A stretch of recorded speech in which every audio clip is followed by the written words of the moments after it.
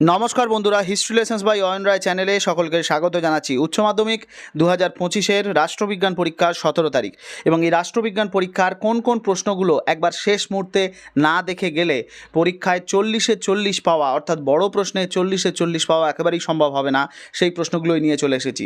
বেশ কয়েকটি প্রশ্ন আমরা আলোচনা করব। মাত্র এই কটা প্রশ্ন পড়েই কিন্তু তোমরা 40-এ 40 পেতে পারো। যেমন আমরা আগের ভিডিওতে দেখিয়েছি যে ইতিহাসের প্রত্যেকটি প্রশ্নই কিন্তু আমাদের কমন এসেছে, এমনকি বড় প্রশ্ন যে কটা প্রশ্ন আমরা দিয়েছিলাম সব কটা প্রশ্নই কমন এসেছে, অথবা প্রশ্ন পর্যন্ত কমন এসেছে বড় প্রশ্ন থেকে।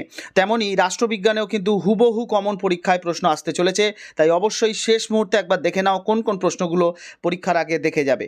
তো তার আগে তোমাদের একবার বলে দিই যে আমাদের টেলিগ্রাম চ্যানেল, যার লিঙ্ক ডেসক্রিপশানে দেওয়া রয়েছে, সেই টেলিগ্রাম চ্যানেলের লিঙ্কে ক্লিক করে তোমরা টেলিগ্রাম চ্যানেলে যুক্ত হয়ে যাও এবং সমস্ত ইম্পর্টেন্ট এমসিকিউ, এসএকিউ এবং মক টেস্ট এবং তার পাশাপাশি বড় প্রশ্নের নোটস, সাজেশান, পিডিএফ সম্পূর্ণ বিনামূল্যে সেখান থেকে সংগ্রহ করতে পারো। এর পাশাপাশি আমরা আবারও বলবো যে 11 এবং 12-এর ব্যাচ শুরু হয়ে গিয়েছে, অবশ্যই যারা এখনও পর্যন্ত জয়েন করনি তারা জয়েন করে নাও। আমরা পরের যে বিষয়গুলোতে চলে আসবো সেটা হচ্ছে কোন কোন অধ্যায় থেকে বড় প্রশ্ন আমাদের দেখতে হবে। দেখো, প্রথমেই বলি 1, 5, 6, 7, 8, 9 অধ্যায় থেকে রচনাধর্মী প্রশ্ন আসে এবং 6 ও 9 এই দুটি অধ্যায়ের মধ্যে যে কোনো একটি অধ্যায় থেকে 2025-এ বড় প্রশ্ন আসবে। অর্থাৎ তোমরা 1, 5 যদি 6 পড়ো তাহলে 6, 7, 8, 9 তাহলে পড়ার দরকার নেই, আর যদি 6 না পড়ো তাহলে 9 পড়তে পারো। মোট 5টি অধ্যায় থেকে তোমাদের প্রশ্ন আসবে, লিখতে হবে টোটাল 5টি প্রশ্ন, আসবে 8 থেকে 9টি প্রশ্ন। দেখো, আমরা প্রথম যে অধ্যায় থেকে যে প্রশ্নগুলো রেখেছি সেই প্রশ্নগুলো একবার কী কী দেখে নাও, তবে এর মধ্যেও কোনটা ভেরি ভেরি ইম্পর্টেন্ট সেটাও কিন্তু আমরা বলে দেবো। দেখো, বিশ্বায়নের সংজ্ঞা দাও, বিশ্বায়নের বিভিন্ন রূপ নিয়ে আলোচনা করো। এর পরের প্রশ্ন, বিশ্বায়ন কাকে বলে? এটার সাথে এটা অর আসতে পারে, অর্থাৎ একই প্রশ্ন ঘুরিয়ে আসতে পারে। বিশ্বায়ন কাকে বলে, বিশ্বায়নের প্রকৃতি আলোচনা করো, এটাও কিন্তু একই প্রশ্ন। ক্ষমতা বলতে কি বোঝো? জাতীয় স্বার্থ। দেখো, ক্ষমতা জাতীয় স্বার্থের মধ্যে একটা প্রশ্ন আসবে এবং বিশ্বায়ন আসতে পারে, অর্থাৎ বিশ্বায়ন যদি পড়ো তাহলে ক্ষমতা জাতীয় স্বার্থের মধ্যে যে কোনো একটা প্রশ্ন পড়তে পারো। এই তিনটের মধ্যে যে কোনো দুটো প্রশ্ন পড়লেই তোমরা কিন্তু একটা প্রশ্ন কমন পেয়ে যাচ্ছ। এরপর আমরা চলে যাব পঞ্চম অধ্যায়। পঞ্চম অধ্যায় দেখো, উদারনীতিবাদ বলতে কি বোঝো, এর বৈশিষ্ট্যগুলি আলোচনা করো। অর্থাৎ এই অধ্যায় থেকে, পঞ্চম অধ্যায় থেকে একটি প্রশ্নই ভেরি ভেরি ইম্পর্টেন্ট। তোমরা দেখতে পাচ্ছ স্টারের সংখ্যাটা অনেক বেশি, অর্থাৎ এই একটি প্রশ্ন উদারনীতিবাদ কাকে বলে এই প্রশ্নটাই কিন্তু অবশ্যই ভালো করে দেখে যাবে। এরপরে যে প্রশ্নটা আমরা চলে যাব সেটা হচ্ছে পরের অধ্যায় থেকে সরকারের বিভিন্ন বিভাগ। এই অধ্যায় থেকে ক্ষমতা স্বতন্ত্রীকরণ নীতির পক্ষে বিপক্ষে যুক্তিগুলি আলোচনা করো। 4+4 এইভাবে আসতে পারে, পক্ষে 4 বিপক্ষে 4 এইভাবে দুটো ভাগে ভাগ করে প্রশ্ন আসতে পারে। অথবা আরেকটা প্রশ্ন আসতে পারে, সেটা হচ্ছে দ্বিকক্ষ বিশিষ্ট আইনসভার পক্ষে বিপক্ষে যুক্তি।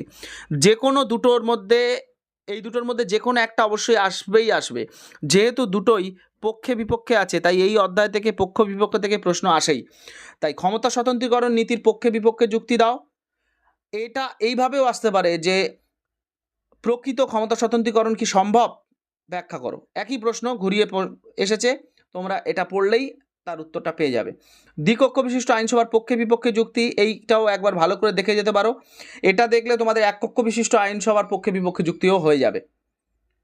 পরের অধ্যায় থেকে আমরা রাখবো ভারতের শাসন বিভাগ, অর্থাৎ সপ্তম অধ্যায় থেকে আমরা রেখেছি ভারতের অঙ্গরাজ্যের মুখ্যমন্ত্রীর ক্ষমতা ও কার্যাবলী। যে কোনো একটি অঙ্গরাজ্য, মোট আমাদের যে 28টা রাজ্য আছে তার মধ্যে যে কোনো একটি অঙ্গরাজ্যের মুখ্যমন্ত্রীর ক্ষমতা ও কার্যাবলী বা পদমর্যাদা এবং রাষ্ট্রপতির ক্ষমতা ও কার্যাবলী আলোচনা করো। দেখো, তোমাদের এবছরে অর্থাৎ 2025-এ যে পলিটিক্যাল সায়েন্সের প্রশ্ন আসবে বড় প্রশ্ন, তার মধ্যে এই দুটো প্রশ্ন ধরে নাও এসে গেছে। পরীক্ষার হলে গিয়ে প্রশ্ন উল্টে প্রথমে যে প্রশ্ন দুটো দেখতে পাবে সেটা হচ্ছে এই দুটো, এবং এটা চ্যালেঞ্জ আমাদের চ্যানেলের তরফ থেকে যে তোমরা এই দুটো প্রশ্ন পাবেই পাবে, এবং এর মধ্যে একটা প্রশ্ন তোমাদের লিখতে হবে এবং সেটা কোনটা লিখবে তোমরা পড়ে যাবে একেবারে। রাষ্ট্রপতির ক্ষমতা ও কার্যাবলী এবং অঙ্গরাজ্যের মুখ্যমন্ত্রীর ক্ষমতা ও পদমর্যাদা, দুটোর মধ্যে যে কোনো একটা প্রশ্ন এসে গেছে, কনফার্ম চ্যালেঞ্জ। এর পরের প্রশ্ন দেখো, যে অধ্যায় সেটা হচ্ছে ভারতের আইন বিভাগ, অষ্টম অধ্যায়। এই অধ্যায় থেকে ভারতীয় পার্লামেন্টের আইন পাশের পদ্ধতি এবং ভারতীয় পার্লামেন্টের ক্ষমতা ও কার্যাবলী, দুটোর মধ্যে যে কোনো একটা দেখে যেতে পারো। অর্থাৎ আমি বলবো তোমাদেরকে ভারতীয় পার্লামেন্টের ক্ষমতা ও কার্যাবলী এটা দেখে যাও, অবশ্যই এটা দেখে যাও, কারণ এটা পড়লে তোমাদের আইন পাশের পদ্ধতিটাও অনেকটা হয়ে যাবে। এরপরে আমরা চলে যাব নবম অধ্যায়।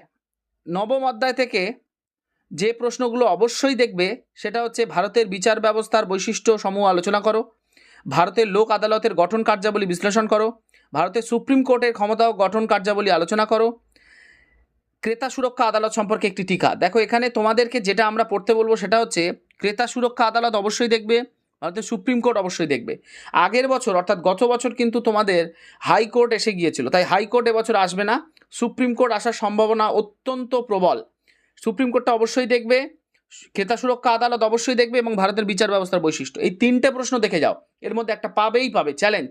পরীক্ষার পরে প্রশ্ন নিয়ে আমরা কিন্তু সেই চ্যালেঞ্জগুলো করেছিলাম যেগুলো, সেগুলো কিন্তু হুবহু মিলিয়ে দেবো তোমাদের সামনে। সুতরাং এই প্রশ্নগুলোই যদি তোমরা একেবারে ফাইনালের পরীক্ষার জন্য দেখে যাও, এর মধ্যে থেকে তোমরা 5টা প্রশ্ন কমন পাবে, এমনকি তোমরা অথবাও কমন পেয়ে যাবে। এটা আমরা আমাদের চ্যানেলের তরফ থেকে দৃঢ় বিশ্বাস জানাচ্ছি তোমাদেরকে। তোমরা সম্পূর্ণ ভরসা করে আমাদের চ্যানেলের ভিডিওগুলো দেখতে পারো এবং হাতে অনেকটা সময় আছে, তোমরা একটু রিভিশন দিয়ে নাও, শেষ মুহূর্তে একদম প্রস্তুতিটা নিয়ে নাও। আজকের এই ভিডিও এতদূর পর্যন্তই। যদি এই ভিডিও উপকারে লাগে অবশ্যই ভিডিওটাকে একটা লাইক করো এবং বন্ধুদের কাছে শেয়ার করে দাও। যারা এখনও পর্যন্ত আমাদের চ্যানেলে নতুন, অবশ্যই আমাদের channel history lessons by Ayan রায়কে সাবস্ক্রাইব করতে একদম ভুলবে না। পাশের বেল আইকনটাকে প্রেস করে দাও যাতে সবার আগে সবার প্রথম তোমার কাছে এই ভিডিও নোটিফিকেশন পৌঁছে যায়। আর এই রকম পোস্ট এক্সামিনেশন অ্যানালিসিস পাওয়ার জন্য অবশ্যই আমাদের চ্যানেলের সঙ্গে যুক্ত থাকো। সবাই ভালো থেকো, সুস্থ থেকো। দেখা হচ্ছে আরেকটি ভিডিও নিয়ে। Thank you, thanks for watching.